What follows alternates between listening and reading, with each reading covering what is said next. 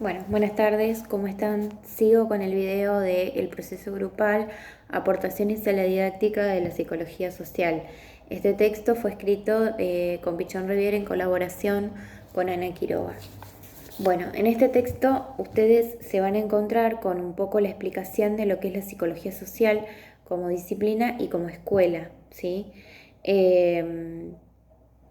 Bueno, para empezar, tenemos que tener en cuenta un poco lo que es el ECRO, que se los mencioné en el video anterior rápidamente, en donde en el prólogo Pichón Rivière lo menciona. El ECRO es esquema conceptual, referencial y operativo. El ECRO está compuesto por un conjunto de nociones que, hacen alusión a un sector de lo real. En este caso sería el objeto de estudio de la psicología social, es decir, esa relación entre la estructura social y las fantasías inconscientes del sujeto. Y habla que sea operativo, quiero decir que hay una base instrumental sobre cómo actuar sobre este objeto de estudio, sobre cómo intervenir. Bueno, ¿cuál es la base del método del ECRO? Perdón, es el método dialéctico. ¿De dónde viene esta idea de la dialéctica? Del materialismo histórico. O sea, netamente Pichón Rivière tiene una base marxista que quizás ahora ustedes no la noten, pero leyendo otros textos que vamos a leer más adelante de Ana Quiroga, se nota esta cuestión de cómo el hombre necesita, por una cuestión de necesidad, establecer relaciones sociales y laborales con otros hombres para poder satisfacer sus necesidades. ¿Sí? Y bueno, todo lo que tiene que ver con el mundo del trabajo y demás, que es parte de nuestra vida cotidiana. Si bien ellos le dan otra vuelta, pero la base de tanto de Pichón Rivière como de Ana Quiroga es marxista, y por eso esta idea del método dialéctico, ¿sí? De esta dialéctica constante entre la sociedad y el sujeto. Acá también denomina la cuestión de que la psicología social, al igual que otras disciplinas, abordan al sujeto en situación, pero desde el estudio de su ECRO en particular, ¿sí? La psicología social también se inscribe como la crítica a la vida cotidiana, que justamente esto nosotros lo vamos a trabajar como otras de las unidades, ¿sí? Más adelante, así que lo dejo. Bueno, hay una parte del texto en donde ustedes tienen ahí escrita el objeto de estudio de la psicología social, o sea, se encuentra en este texto lo que yo les pasé por el PowerPoint. Y también se reconoce esta idea, que creo que también se las mencioné, de el sujeto producido, ¿sí? Somos sujetos productores, pero a la vez somos un sujeto producido por todos los significantes y por todos los referentes que fuimos teniendo a lo largo de nuestra historia. Eh, bueno, por otra parte, la psicología social tiene como una didáctica propia, por así decirlo. Esta didáctica hace alusión al proceso de aprendizaje de la psicología social, por esto es aportaciones a la didáctica. Y dentro de esta didáctica encontramos un núcleo básico, encontramos que es interdisciplinaria, que es grupal, que es instrumental y operacional. Acá les voy a explicar cada una de ellas, ¿sí? Que hay un núcleo básico quiere decir que hay conceptos universales en los que se basa la psicología social y que la forman como disciplina específica, ¿sí? Y que esto conlleva un proceso de aprendizaje. Después hablamos de que es interdisciplinaria. Es interdisciplinaria porque la psicología social toma aportes y se relaciona con otras disciplinas, como por ejemplo del psicoanálisis, del materialismo dialéctico, de la psicología, de la semiología. Sí, estos son aportes que toma la psicología social para constituirse como tal. Por eso decimos que es interdisciplinaria. Es grupal porque prioriza al grupo como instrumento de trabajo, ¿sí? En donde interviene y habla de que se debe tender a la búsqueda de grupos heterogéneos, porque esto reside en una mayor riqueza del intercambio grupal. ¿A qué hacemos referencia con que el grupo sea heterogéneo? Un grupo es heterogéneo cuando tiene diferentes edades, cuando tiene diferentes formaciones, cuando tiene diferentes formas de elaborar una información, cuando hay diferentes géneros, ¿sí?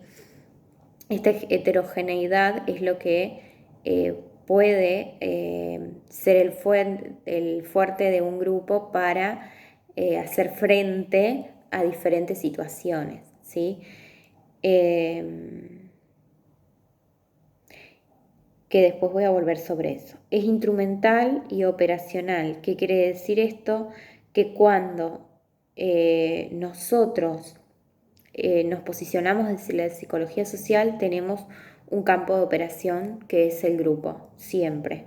Y por otra parte, hay diferentes herramientas para comprender los procesos grupales, que los vamos a ir mencionando más adelante, pero o sea, no es una disciplina que solo se queda en lo teórico, es una disciplina teórica y práctica, es una disciplina que me habilita a intervenir. Por otro lado, desde la psicología social, cuando hablamos de una noción de aprendizaje, hablamos de una noción de adaptación activa del aprendizaje en lo real, ¿sí? Siempre tenemos que partir de algo que sea real, que sea cotidiano para poder aprender, ¿sí? Como esto que hoy en día se habla mucho del aprendizaje basado en problemas, tenemos que partir de lo cotidiano para llegar a la teoría, no de la teoría para entender lo cotidiano, ¿sí? Bueno, y cuando hablamos del grupo como instrumento de trabajo, tenemos que hablar de qué es un grupo, que igual esto es algo sobre lo que vamos a volver. Pero está bueno hablar de lo que es el grupo en este momento para que ustedes se piensen a ustedes en su proceso de trabajo también como grupo operativo. ¿Qué es un grupo operativo? Es un conjunto restringido de personas que están ligadas por constantes de tiempo y espacio. Que sea un conjunto restringido de personas, para Pichón Rivière un grupo es de entre 10 y 12 personas. En este caso nosotros, bueno, estamos reducidos a la mitad o menos porque por una cuestión de poder trabajar. Pero cuando hablamos de grupos operativos que intervienen en diferentes grupos a la vez, el número de personas del grupo estimativamente es ese. Ligadas por constantes de tiempo y de espacio, porque siempre la actividad grupal acontece en un momento determinado y en un lugar, y están articuladas por su mutua representación interna. ¿Qué quiere decir esto? Mutua representación interna, que yo me creo una representación del grupo al que pertenezco, ¿sí? De todo el grupo y de cada uno de los miembros, como también los miembros del grupo se crean una imagen mía, una representación mental, ¿sí? En todo grupo, ¿sí? Hay dos miedos básicos. Antes de explicar esto voy a hablar de la técnica operativa. ¿Qué es la técnica operativa? Es la técnica mediante la cual se actúa o se prioriza el trabajo en un grupo. La técnica operativa tiene como prioridad, está centrada, es decir, en la tarea grupal, ¿sí? Todo grupo para que sea operativo tiene por finalidad una tarea, si no, no es un grupo operativo, es un conjunto de personas que no tienen nada para hacer, pero ya sea una familia, ya sea un grupo de clase, ya sea ustedes como grupos operativos, tienen una tarea, una finalidad y un logro de objetivos, ¿sí? Dentro de ese grupo puede haber, siempre es común que haya dos miedos. Un miedo es el miedo a la pérdida, que a qué llamamos miedo a la pérdida, es el miedo del equilibrio logrado por el grupo y miedo a que algo lo desestructure. Y el miedo al ataque es el miedo a que surja cualquier situación en la que los sujetos que componen el grupo no se sienten totalmente instrumentados como para hacerle frente, ¿sí? Esto genera una ansiedad O sea, en realidad toda cosa nueva que venga de afuera para un grupo va a significar un cambio, ¿sí? Obviamente que lo mejor es hacerle frente a ese cambio aunque haya una crisis.